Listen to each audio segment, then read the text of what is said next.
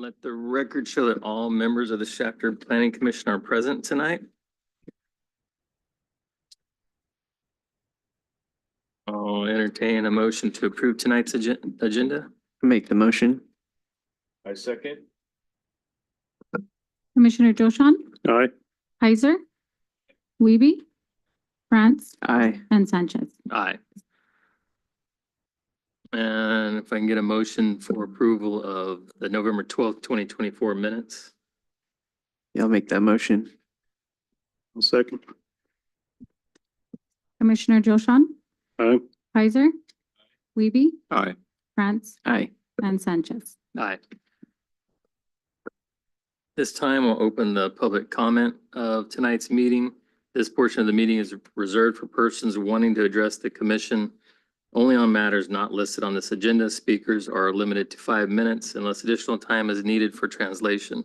Please state your name and address for the record before making your presentation.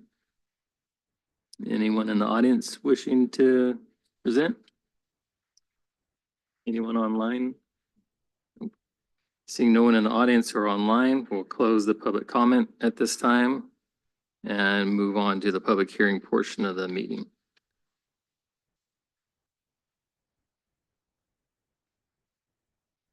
Should anyone challenge any proposed action which is the subject of a public hearing listed on this agenda, that person challenging any action taken after the public hearing may be limited to raising only those issues addressed at the public hearing described in this notice or in written correspondence delivered to the Planning Commission at or prior to this public hearing.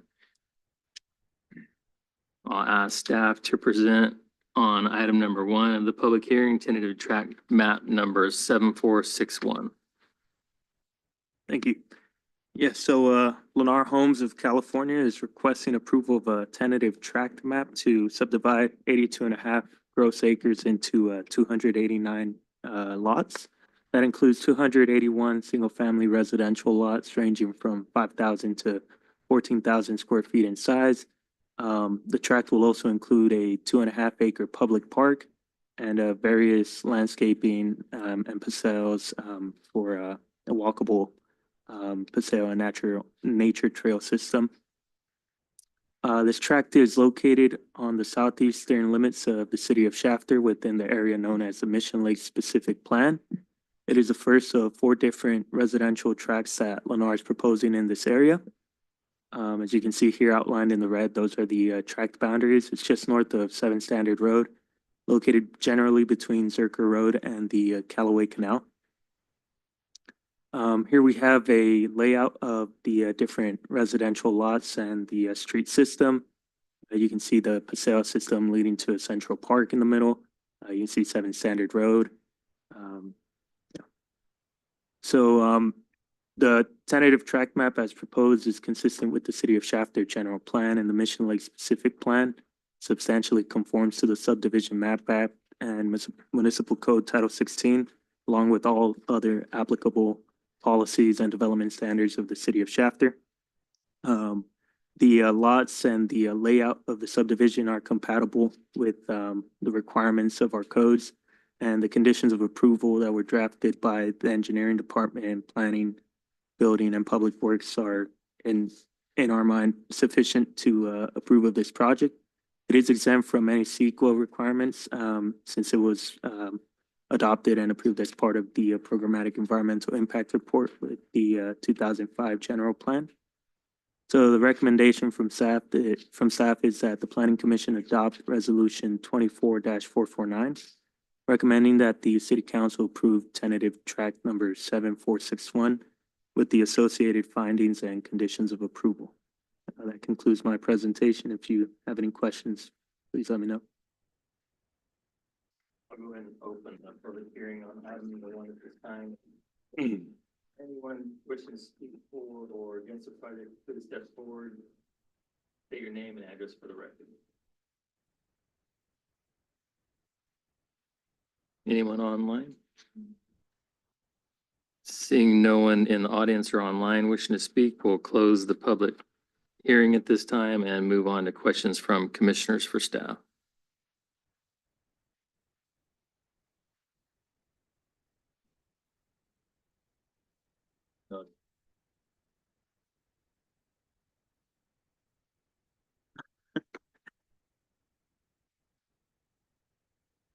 No questions.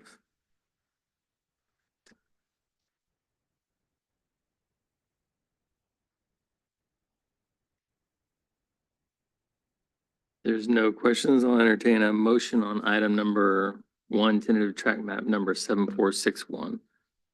I make a motion, recommendation, the planning commission adopt resolution number 24-449, recommending the city council approve tentative track number 7461 with the associated findings and conditions of approval. I second the motion.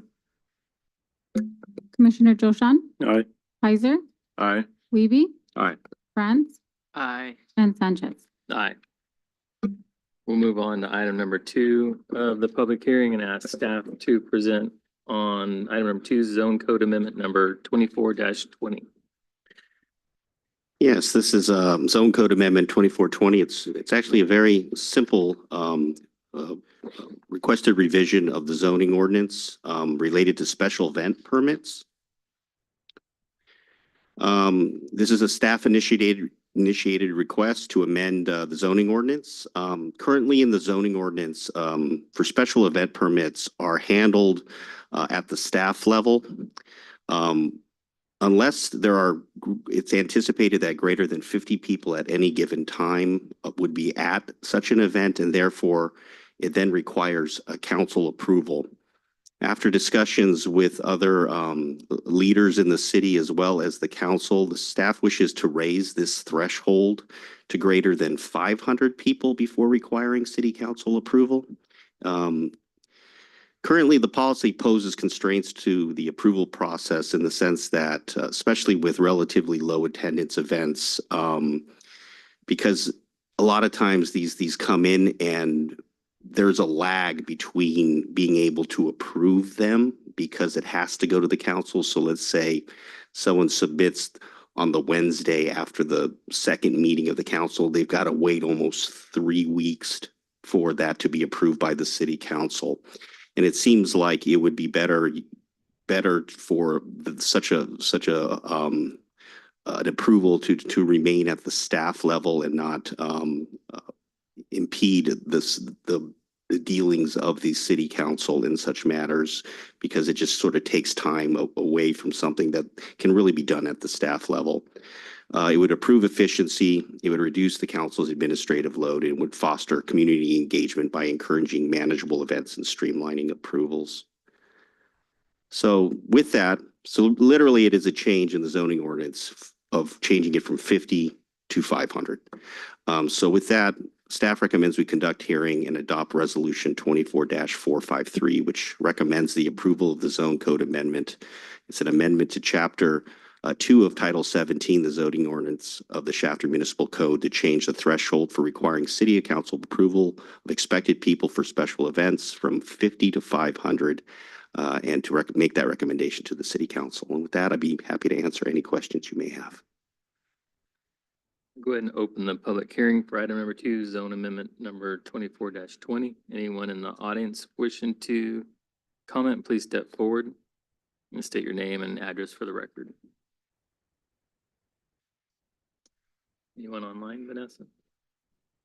Seeing no one in the audience or online wishing to speak on item number two, I'll go ahead and close the public hearing and move to questions from commissioners for staff.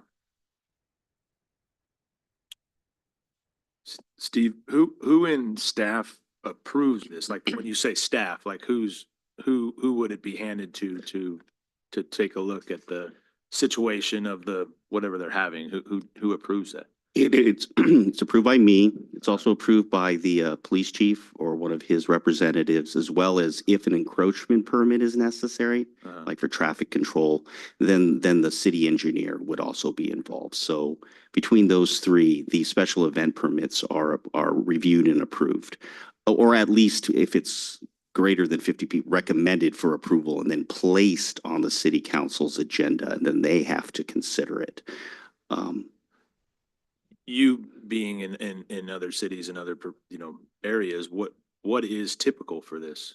Like, because I know like I've dealt with it in situations in Bakersfield. So what's typical? Is there a typical? No, there isn't. I mean, it just really is, It's it's, whatever. yeah, case by case, city by city. Okay. In our case, we thought, you know, at 500 people, that's still a relatively small kind of an event. Uh-huh. I mean, considering our Christmas event had over, I think we're guesstimating about 7,000 people at it. Okay. So, you know, but a 50 person event could be a small a church gathering. And now this has to go through the city council. That could To be a get Sunday at the approval. Park, you know what I mean? Yeah, exactly. I mean, you know, you could probably get a family reunion Yeah. that could hit 50 people pretty easily. So it's just a way to sort of streamline, reduce the burden on the city and allow the subject matter professionals in the city staff to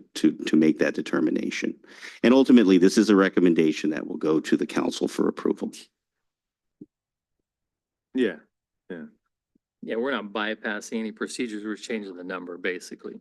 Exactly. No, people still have to apply for a special event permit. They still have to get all of that in order before the event is allowed. But it just unburdens the city council from having to make that determination because we have 3 or 4 special event permits every month that they have to consider. Understood. Okay. Any other? Yeah, that's about it. Yeah. Any other questions? I'll entertain a motion on item number 2.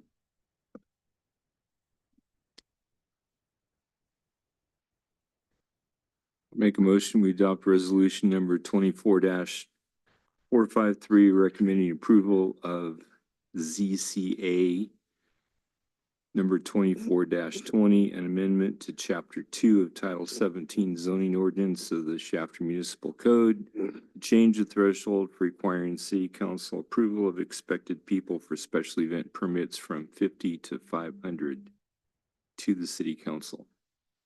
I second. Commissioner Joshon, All right. Heiser, Aye. Wiebe, Aye. France, Aye. and Sanchez. Aye. We'll move on to item number 3. I'll ask staff to present public hearing item number 3, tentative track map number 7483. All righty, so we have another tentative residential tract map. This one's being requested by Franmar Company. So the subdivision here is for 16.88 gross acres into 84 single-family residential lots. Those lots range in size from 5,500 square feet to approximately 11,000 square feet. It's going to be split into 3 different development phases. Here you can see the tract boundary.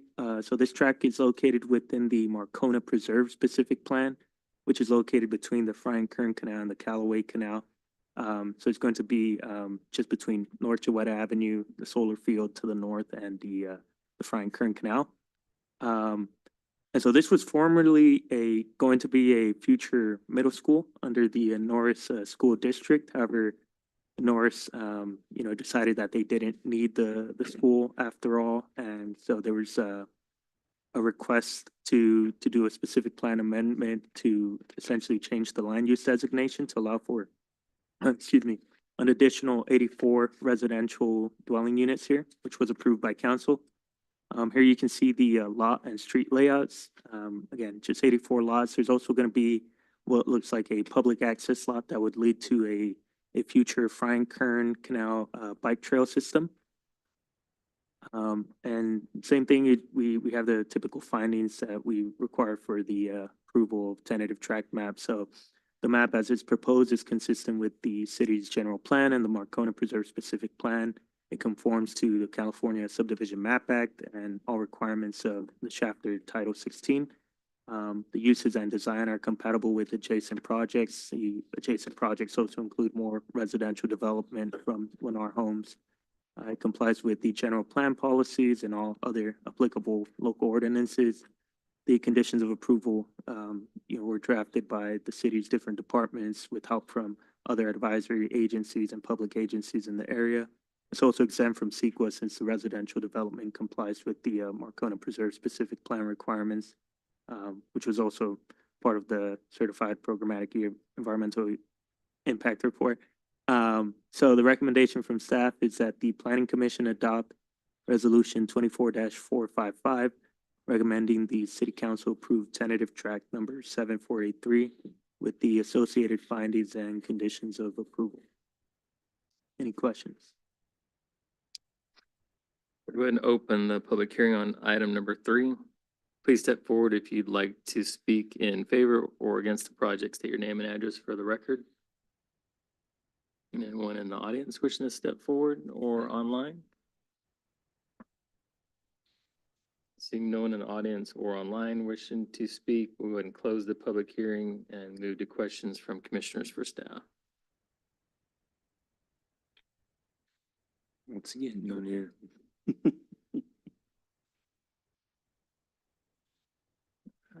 Have any questions? Anyone? No, sir. Seeing no questions, we'll go ahead and entertain a motion on item number 3. I recommend we adopt resolution, I motion to recommend we adopt resolution number 24-455, recommending the city council approve tentative track map number 7483 with the associated findings and conditions of approval. Second. Commissioner Joshua, Aye. Heiser, Aye. Wiebe, Aye. France, Aye. and Sanchez. Aye.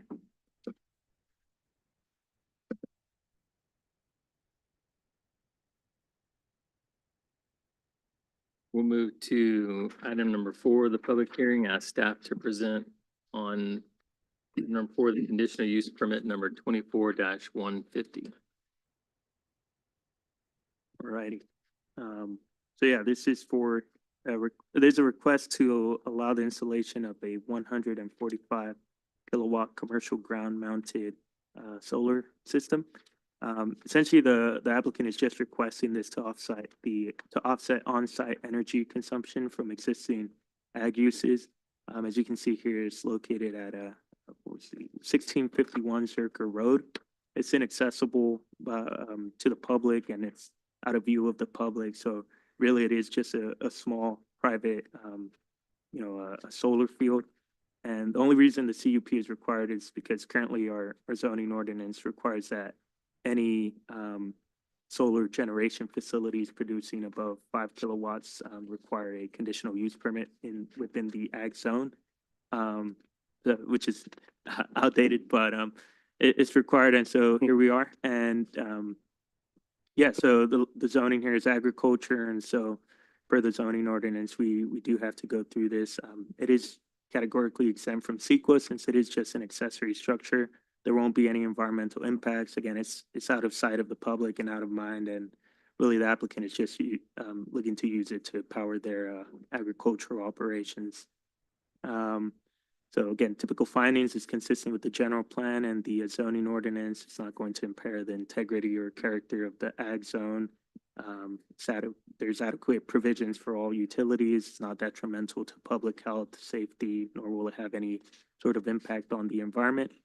And we do have typical conditions of approval that we have tied to this project that we have used in prior solar projects similar to this. So the recommendation from staff is that the commission adopt resolution 24-454, approving conditional use permit 24-150 with the findings and conditions of approval. That Then concludes it. open the public hearing on item number 4. Please step forward if you'd like to speak in favor or against the project. State your name and address for the record. Anyone online, Vanessa? Seeing no one in the audience or online, we'll go ahead and close the public hearing and ask commissioners if they have any questions for staff. Yeah, it's the first time I've seen one of these. As far as asking for approval, why does it need to be approved by us? What triggered that? In our zoning ordinance, any solar facility in the ag zone that is greater than 5 kilowatts, and to give you a sense, 5 kilowatts is basically one rooftop Right. worth of solar, is conditionally allowed. it is very explicitly laid out in the zoning ordinance that 5 kilowatts or greater has to go through a conditional use permit. And therefore, that's why this little solar field is before your body here today. Probably one of the things we're going to want to do as part of the general plan update and the zone code changes to be consistent with that update is probably to relook at this and greatly increase the kilowatts that are required before you need a conditional use permit. So that this does seem a little superfluous, but we are just basically following the rules of our own Yeah. zoning ordinance. And just to add to that, I believe this requirement is specifically just for those solar generation facilities within the agricultural zone district. So in most other zone districts, we can just write requests like this off as an accessory structure to the primary use. It seems like it would have been written that in an agricultural zone, it would have been higher than 5 kilowatts. Yeah. I would think so too. That's why Although, I'm staring at it. yeah, no, I get it. I get We're on it. the same page. We're on the same page as well, especially since we're the ones that got to Yeah. process it and write the staff report and take the time to do it. But you are correct. Well, this has never come up before. That's why I kept looking at it going, what happened? Huh? Yeah, but I wasn't here last month again. There may be another one next month, so. Mm. Any questions from anyone else? Seeing no questions, I'll ask for a motion on item number 4. Motion to adopt resolution number 24-454. Recommending approval of conditional use permit number 24-150 to allow for the construction and operation of a ground mounted commercial solar array. I second. Commissioner Doshan, Aye. Heiser, Aye. Wiebe, Aye. France, Aye. Sanchez. Aye. Any reports from commissioners? If there's no reports, entertain a motion to adjourn the meeting. I motion to adjourn. Second. Meeting adjourned.